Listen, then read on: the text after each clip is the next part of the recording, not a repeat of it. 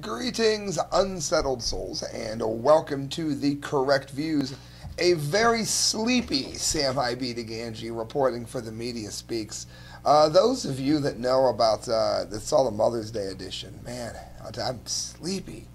Work till 3 in the morning, go to the nursing home for a couple of hours to see how she's doing, which is good. So those of you that have prayed, thank you. And then do the show, guys. I am hit, so we're going to zip through these. Infowars.com. Obama urges wrong-headed Americans to trust the government more. There's a TV, I forget what series it is, but there's a TV show. It has Twilight Zone or Outer Limits, something like that. And it's called Mars is Heaven. And I don't want to give the plot away. But in it, they keep telling you, relax. Get some sleep. Be calm. Everything is okay. Reminds me of Kaa from the Jungle Book. Trust me. Well, let's see what Kaa Obama has to say here. During a speech at a fundraiser for congressional Democrats in La Jolla, California yesterday, President Barack Obama urged wrong-headed Americans to place more trust in the government. Of course. Obama stated that a perception on behalf of middle-class families that people in Washington did not care about them has reinforced apathy or a lack of confidence in our government, before he went on to blame Republicans for making Americans think, quote, they're on their own and the government doesn't have an appropriate role to play. Of course they do. The role they played is causing us to believe that they don't care about us because they sent the middle-class jobs to other countries in the name of outsourcing. So you do have a role to play. Government makes things worse. Second of all, Republicans, George Bush was as much of a fascist as Obama. That Republicans and the Democrats are two sides of the same coin, you morons. Obama said that Democrats' goal in the midterms was to break that grip. That's great. And reverse the wrong-headed vision that big government is not the answer. No, democide is all in our head.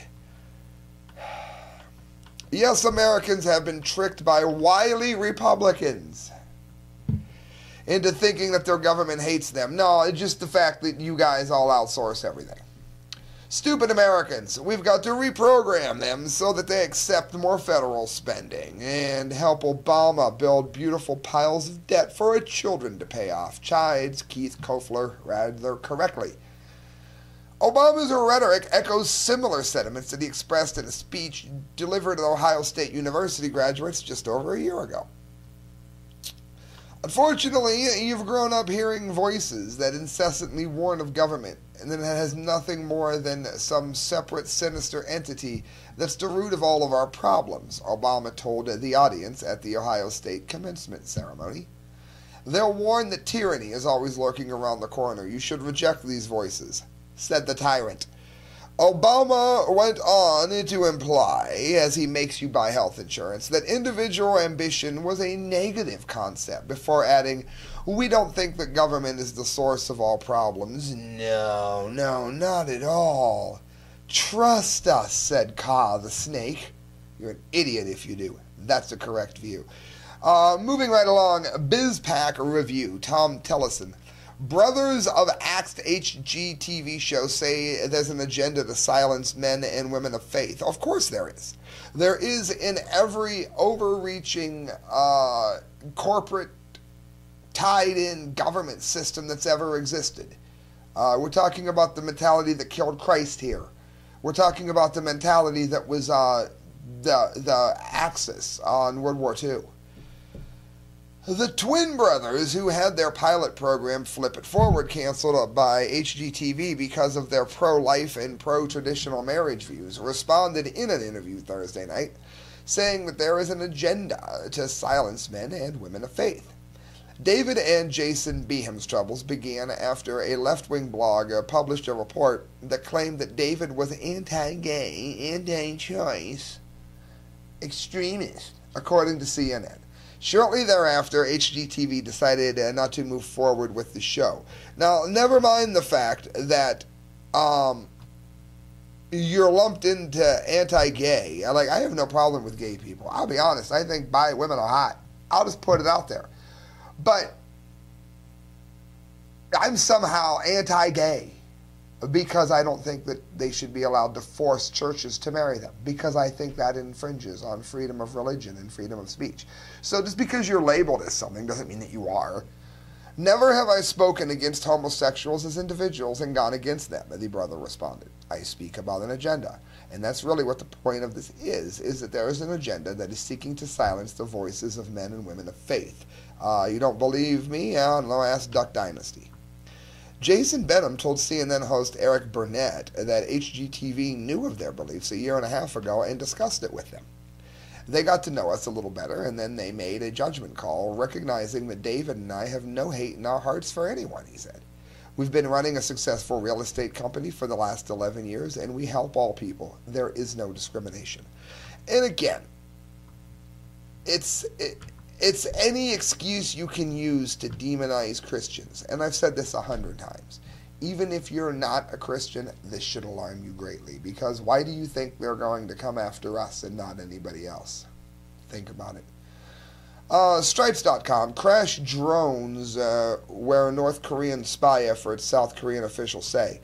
Yeah, well, we know that Kim Jong-un has openly, it's not a translational discrepancy like they claim with that lunatic in Iran. Kim Jong-un has threatened the world with nuclear weapons. They have a nuclear power plant that has been leaking for as long as it's been open. They shut it down. They opened it again. It's never stopped leaking.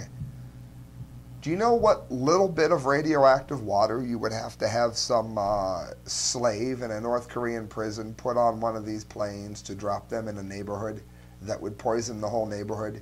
You don't believe me? You don't believe they can fly it right over South Korea? Look up nuclear X-ray machine, Brazil.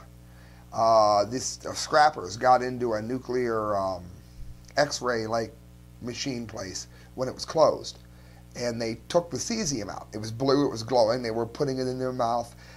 The entire community was poisoned, and they had to bury the little girl in a lead-lined coffin during much protest. So this could be a very real threat with this, and that's why I've called this segment of the show Koreashima. I told you I was sleepy. 3 crash drones were launched from North Korea for spying purposes and had been programmed to fly over South Korean military installations, the Ministry of National Defense said Thursday. An MND statement said that the smoking gun of a joint South Korean-U.S. investigation was an analysis of the drone's flight plans, which showed that all were launched from and intended to return to North Korea.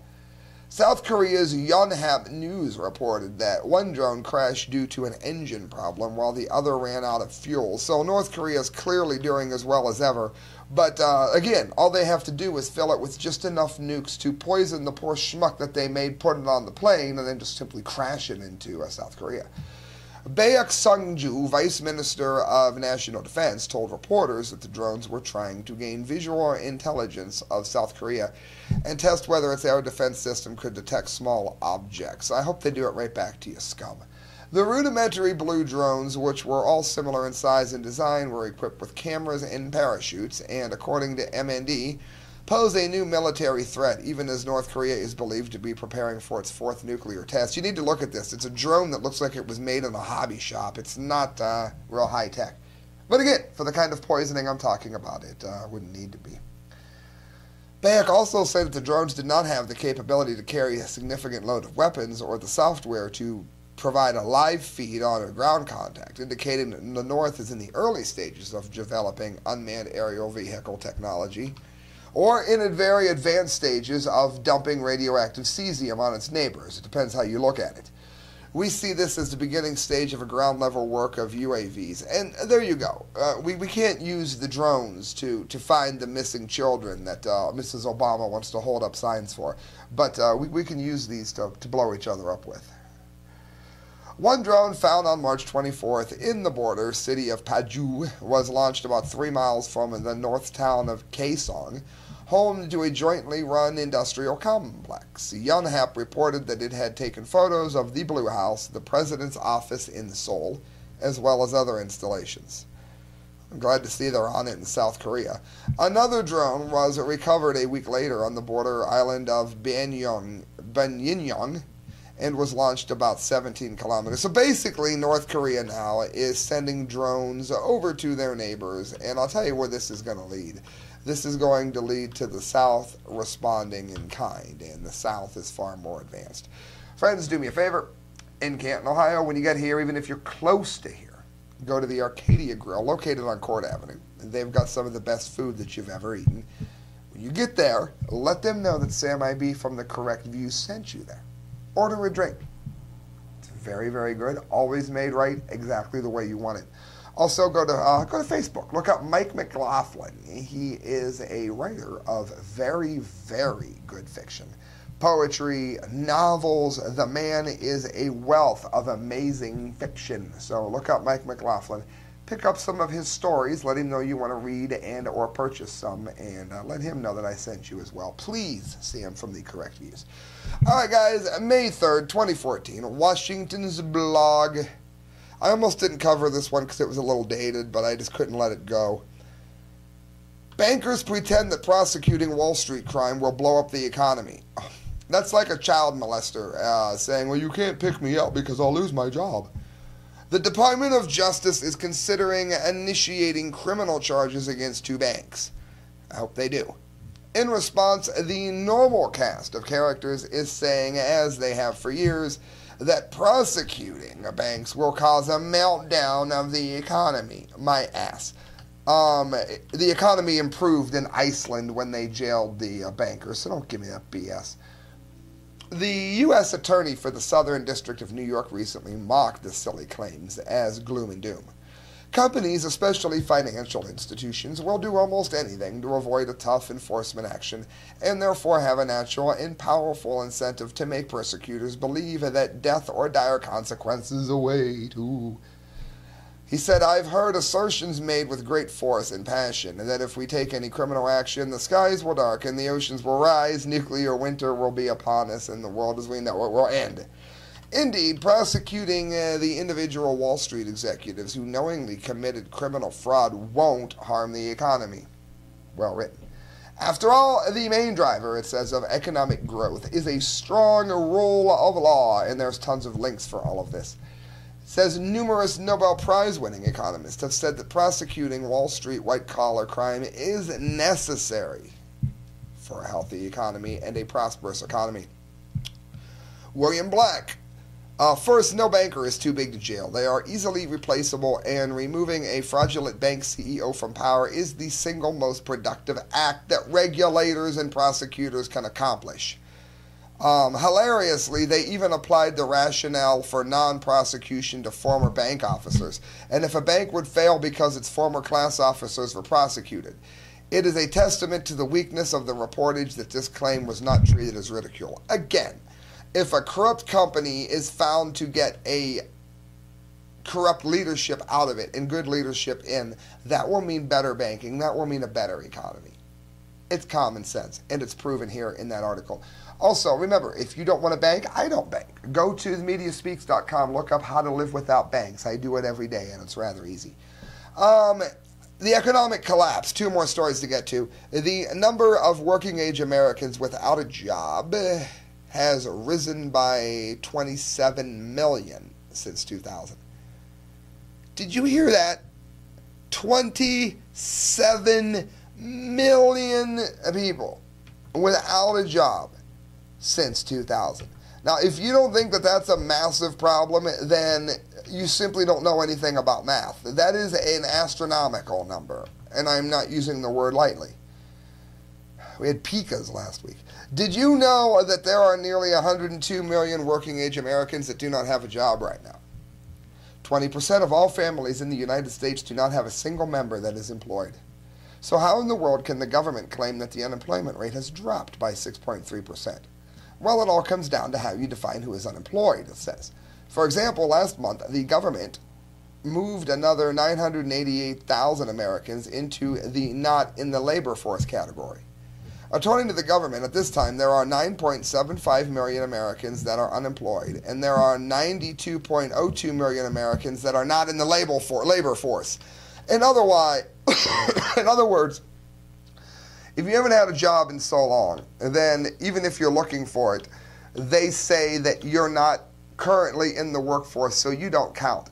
In other words, they managed to eliminate 92 million people from being on it in order to make the numbers look good. So if you don't have a job long enough, you just don't count. Therefore, it keeps the numbers good. That was called cheating when I was in school, by the way. In March, 58.9% of all working-age Americans had a job. In April, 58.9% of all working Americans had a job. Things are not getting worse for the moment, but they're not getting better either.